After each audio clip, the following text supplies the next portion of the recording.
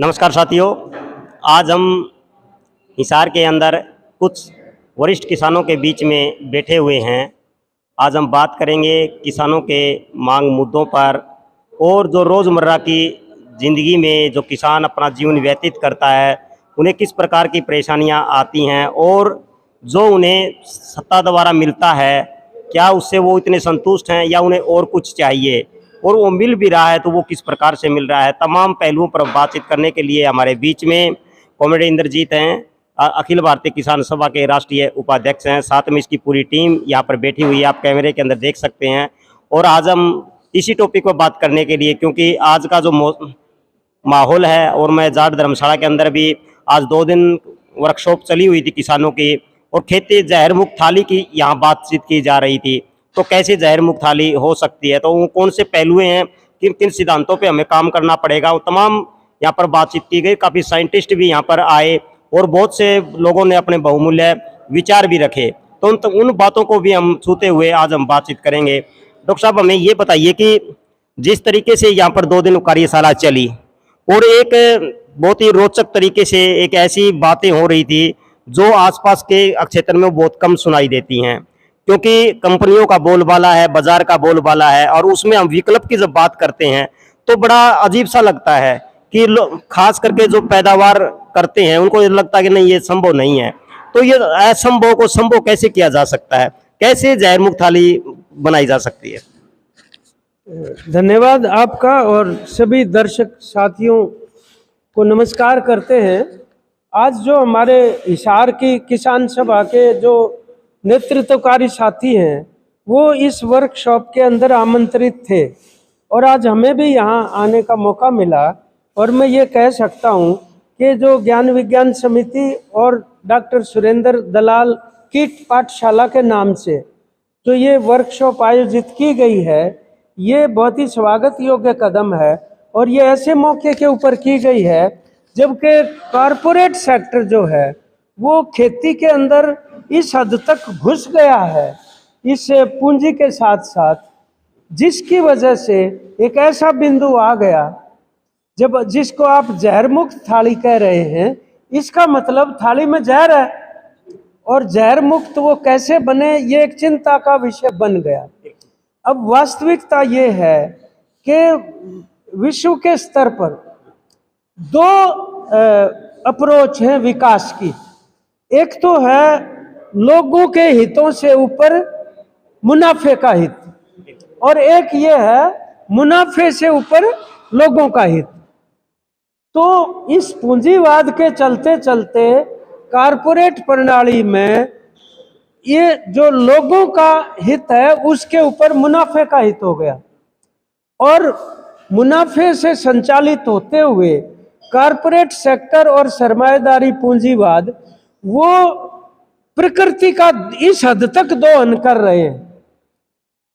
उसकी जो कुदरत है उसका इतना दोहन कर रहे हैं मुनाफे के लिए कि प्रकृति जो है वो कुल मिलाकर, क्योंकि मानव भी प्रकृति का हिस्सा है, जीव जंतु पेड़ पौधे भी प्रकृति का हिस्सा है, फसल भी प्रकृति का हिस्सा है, खनिज पदार्थ जो पृथ्वी के नीचे हैं वो भी, वायुमंडल भी, ये सारा प्रकृति का हिस्सा है।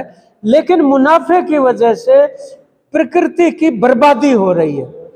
एक बार बड़ी तस्वीर इस तरीके की हमें समझने की जरूरत है, और वो अपना अंधाधुंध कीटनाशक और ये जो उर्वरक है, जो रासायनिक उर्वरक जिसको कहते हैं, और वीडीसाइड, इस तरीके के, और नकली बीज, इसका इतना ज्यादा प्रचलन हो गया है जिसके चलते चलते हमारी भूमि के अंदर जो उपजाऊपन था उसमें सूक्ष्म जीवी होते हैं, माइक्रो ऑर्गेनिज्म कहते हैं हम उसको, वो दिखाई नहीं देते आंख से, लेकिन ये जो जहर डल रहा अंधाधुंध ढंग से, उसकी वजह से वो तबाह हो गए।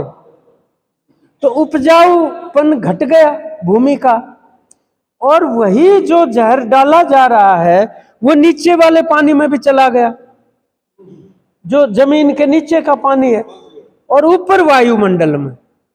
अब ये चीजें ऐसी हैं कि प्रचार की वजह से कारपोरेट सेक्टर और हमारे जो सरकारी महकमे और यूनिवर्सिटियां वो भी कारपोरेट के अधीन चले गए हैं, तो वो सच्चाई की बात वो भी जाने नहीं दे रहे। हम ये नहीं कह रहे कि खाद के बगैर खेती हो सकती है, नहीं हो सकती। हमें उर्वरक लेना पड़ता है, लाइन में भी लगना पड़ता है, लेकिन उसकी एक सीमा होनी जरूरी है, वरना क्या होगा। आज आपने मान लो 1 एकड़ के अंदर 2 कट्टे डाल दिए, कल को वही जमीन आपसे 3 कट्टे मांगेगी, फिर 5 कट्टे मांगेगी, उतनी ही पैदावार लेने के लिए, ठीक है ना। तो वो बढ़ती गई उसकी मात्रा और उतना ही वायुमंडल बिगड़ता चला गया। नतीजा ये है, जहाँ सबसे ज्यादा विकसित खेती है, ये हम जिसको हरित क्रांति के क्षेत्र कहते हैं, अपन तो पंजाब ही थे 66 से पहले। जब हरित क्रांति आई थी तो पंजाब, हरियाणा, राजस्थान का एक हिस्सा, हमारा कुछ हिस्सा उत्तर प्रदेश का, और फिर हिंदुस्तान के कई प्रांतों के ऐसे और हिस्से हैं जहां हरित क्रांति के बाद पूंजी का प्रवेश बढ़ गया खेती के अंदर। और जब प्रवेश बढ़ गया पूंजी का, उसकी वजह से फायदा एक बार तो सभी किसानों को हुआ, लेकिन आखिर में जितना सरकार में उसने निवेश किया था, चाहे भाखड़ा डैम बना, चाहे बिजली आई, चाहे सड़कें निकली, चाहे नए बीज आए, चाहे यूनिवर्सिटी निकली, नए नए उपकरण और मशीनें आई, तो उसकी वजह से उत्पादन ज्यादा होने में तो देश का फायदा हुआ, लेकिन सबसे ज्यादा फायदा एक छोटे वर्ग को हुआ जो खाता पीता है, और अब उसकी भी सीमा आ ली। अब वो भी उत्पादन भी ठहराव में है और भी लगे, और सारी समस्याएं पैदा होगी, जिसकी वजह से कृषि के भविष्य के आज चर्चा करनी जरूरी हो गई। तो जो डॉक्टर सुरेंद्र दलाल थे, मेरी यूनिवर्सिटी में तो पढ़ते थे, मेरे से जूनियर थे, उन्होंने एडीओ लगने के बाद जो गांव के अंदर अपने इलाके में काम किया, वो निडाना साइड में और उधर, वो काम पहले कभी नहीं हुआ। वो काम क्या था, उन्होंने जो कीड़े नुकसानदायक हैं उनकी पहचान करवाई गांव में किसानों को, और जो मित्र कीड़े हैं उनकी कराई। अब आप जब ऐसे ही अंधाधुंध छिड़काव कर दिया तो मित्र कीड़े भी मर गए ना। वही जो मित्र कीड़े हैं वो जो आपके दुश्मन कीड़े हैं उनको खा लेते हैं, इसलिए तो मित्र कहते हैं उनको, और फसल को नुकसान नहीं करते। तो जब आप कीटनाशक इस्तेमाल करते हैं अंधाधुंध, जो कि कारपोरेट की दवाई है, कोई हमारी आपकी बनाई हुई थोड़ी है, उसका नतीजा ये होता है कि कीड़े नष्ट हो गए, नीचे जमीन बर्बाद हो गई, वायुमंडल छिड़कते हुए मजदूरों की मृत्यु हो जाती है, कोई मुआवजा नहीं है किसी भी तरह का। और उन्होंने ये बताया कि भाई मान लो कपास है, कपास के ऊपर जो पत्ता है, पत्ते के ऊपर ये देखो कि भाई उसके ऊपर कितने कीट हैं। अगर एक खास संख्या से कम है तो कोई खतरा नहीं, खास संख्या से ज्यादा है तभी खतरा पड़ेगा। लेकिन और नस्ल को बचाने की भी लड़ाई अधूरी है। तो ये असल में नीतियों से जुड़ा हुआ सवाल है। हम नीति परिवर्तन की लड़ाई लड़ रहे हैं, तभी बात बनेगी। सरकार की प्राथमिकताएं बदलनी चाहिए। आज उसने कृषि को अपनी प्राथमिकताओं से हटा दिया। आज वो चाहते हैं, 3 कानून तो रद्द हो गए, लेकिन फिर से एक ऐसा कानून बनाना चाहते हैं कि उससे वो एक कानून फिर आ जाएंगे और प्राइवेट मंडियां आ जाएंगी। भूमि छीनने का भी एक बहुत बड़ा सवाल है। जैसे पंजाब में लैंड पूलिंग, 65,000 एकड़ वो शहरों के पास लेने चाह रहे थे अमीर लोगों को बसाने के लिए। संयुक्त किसान मोर्चे ने लड़ाई लड़ी और वो रद्द करना पड़ा। उन्होंने अपनी अधिसूचना, बहुत बड़ी जीत हुई मोर्चे की। यहां पर भी 35,500 करोड़ एकड़ जमीन हरियाणा सरकार कह रही है हम खरीदना चाहते हैं। ये 5 जिले बताए उन्होंने। इन जिलों में, उसमें अंबाला भी है, उसमें जींद है, फरीदाबाद है, पलवल है, रेवाड़ी है, और कई कई गांव एक एक जिले के। वो कहते हैं जो जमीन बेचना चाहते हैं वो अपनी दरखास्त दे दो पोर्टल के ऊपर। अब कहने को तो ये है भाई मन मर्जी है, लेकिन वास्तव में नीचे प्रचार ये कर रखा है देनी पड़ेगी भाई, देने में ही फायदा है। और घाटे का सौदा के काट लोगे तुम इसमें थे क्यों, मैंने मिल रहेगा, विकसित की हुई जमीन जो है आपको दे देगी सरकार। इस प्रकार के वो जांचें कर रहे हैं। डॉक्टर साहब, ये 2 दिन की जो वर्कशॉप हुई है इसका भविष्य कितना लग रहा है आपको?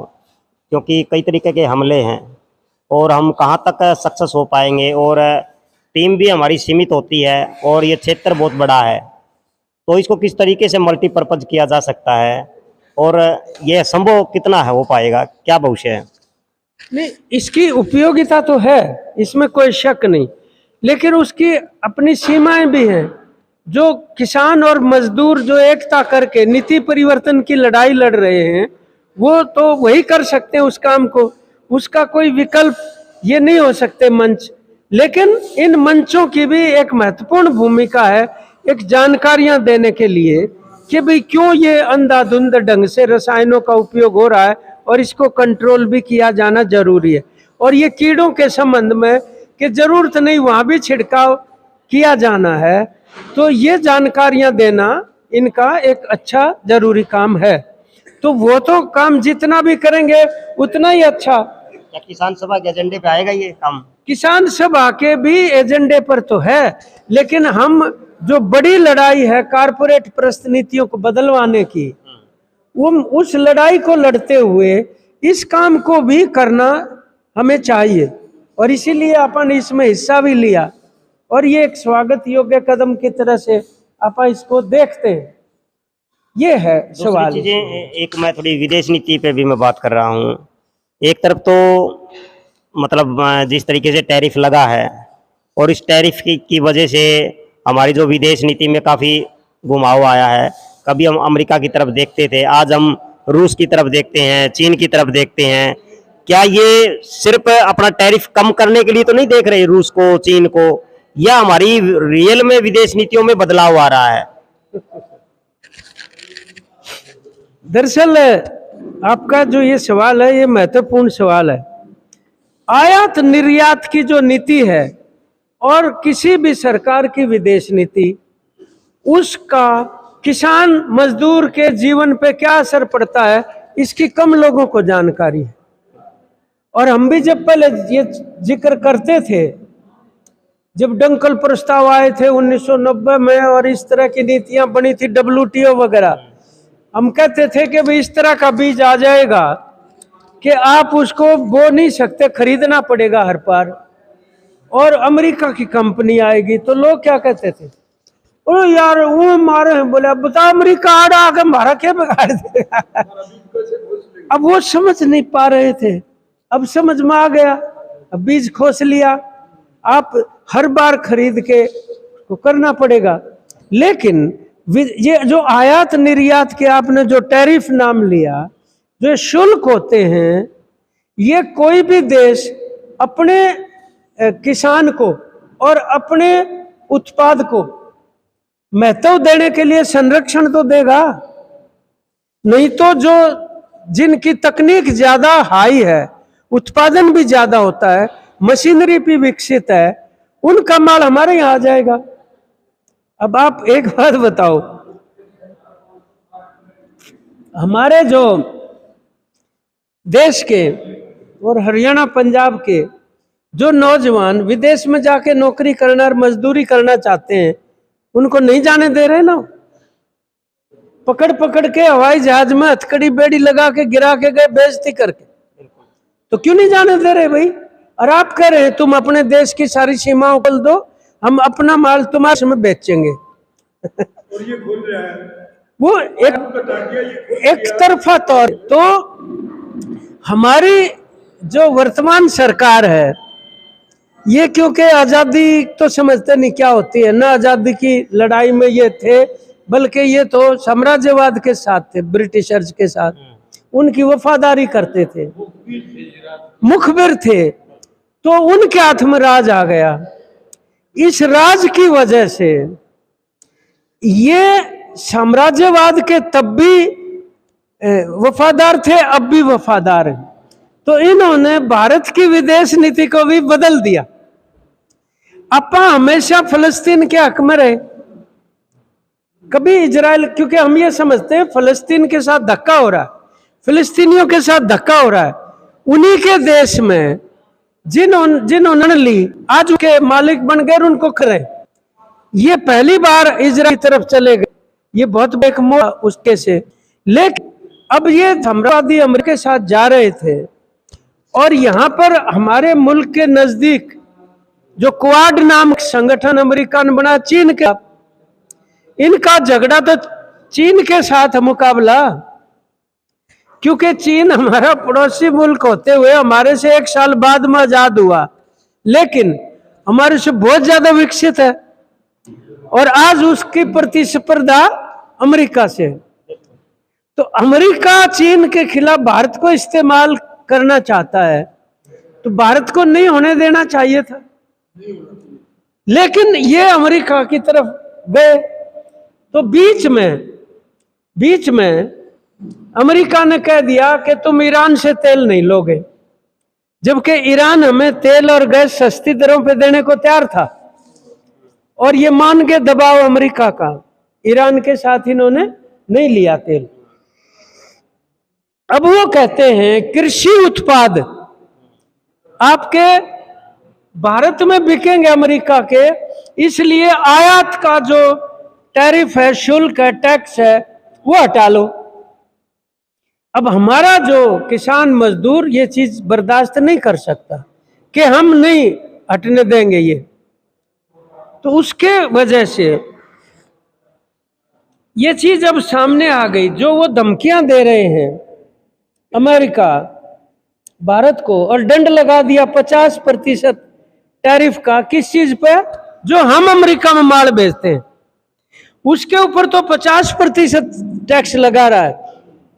इसका मतलब हमारा निर्यात नहीं होएगा, जिससे विदेशी मुद्रा की कमाई होती है। और भारत ने अमेरिका या दूसरे देशों से कपास के आयात पर 11% शुल्क अभी 19 तारीख को हटा दिया। अब हमारी तो कपास पिट जाएगी, पहले ही संकट में है हमारा किसान उत्पादक जो है कपास उत्पादक किसान, और फिर वो उनकी सस्ती बिकेगी यहाँ, क्योंकि वहाँ उत्पादन बहुत होता है, बड़े बड़े फार्म, मशीनरी है, तो लागत मूल्य, लागत खर्च कम है, तो वो सस्ती यहाँ बेच सकते हैं, तो हमारे वाली पिट जाएगी।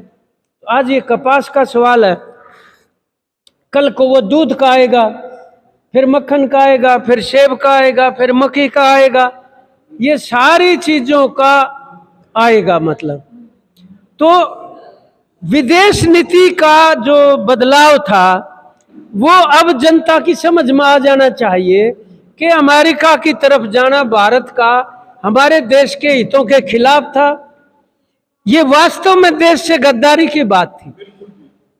और जो रूस ये कहता है, चाहे वो अपने कारणों से, कि हम हिंदुस्तान के साथ हमारी पुरानी दोस्ती है, तो हम हिंदुस्तान को जो तेल देंगे रुपए में देने को तैयार हैं, डॉलर की जरूरत नहीं। तो इन्होंने अब आखिर में जब अमेरिका के सामने वो असलियत सामने आ गई, अब वो मजबूरी में उनके साथ करना पड़ रहा है। हमारी जरूरत ये है, जो छोटे छोटे देश थे ना, ब्राजील है, मैक्सिको है और कई देश हैं, जब अमेरिका ने ये कहा कि हम आपके ऊपर टैरिफ लगाएंगे, उनने कहा हम अमेरिका पे डबल लगाएंगे, बोलो। तो जो इस तरह के देश थे विकासशील हमारे जैसे, उनकी एकता होनी चाहिए थी। हमारे हित में तो ये, हमारी जनता के हित में। तो यहाँ पर जो कारपोरेट का हित है वो और हिंदुस्तान के किसान मजदूरों के हित के बीच में टकराट है। उसके लिए हमें अपने आप को तैयार करना पड़ेगा कि ये टैरिफ जो हटवाना चाहते हैं वो हमें मंजूर नहीं। और ये भी कारपोरेट बिजली को बेच रहे हैं वो उनके हाथों में, इसलिए स्मार्ट मीटर लाएंगे। जब पहले वाला मीटर चल रहा है तुम्हें क्या तकलीफ है, क्यों हटाओगे? और वो भी लोगों से ही पैसे लेंगे। इसलिए अब हरियाणा का एसकेएम नरवाना में 31 तारीख को वहां पर बिजली निजीकरण और स्मार्ट मीटर के खिलाफ पंचायत करेंगे राज्य स्तर की, और उसमें कर्मचारियों को, बिजली के जो यूनियन के उनको भी बुलाएंगे और दूसरे संगठनों को भी। तो ये इस प्रकार के सवाल ऐसे आ गए जिनके बारे में पहले से आप चेतावनी देते रहे, और वो अब एक सच्चाई की तरह से लोगों के सामने आए हैं।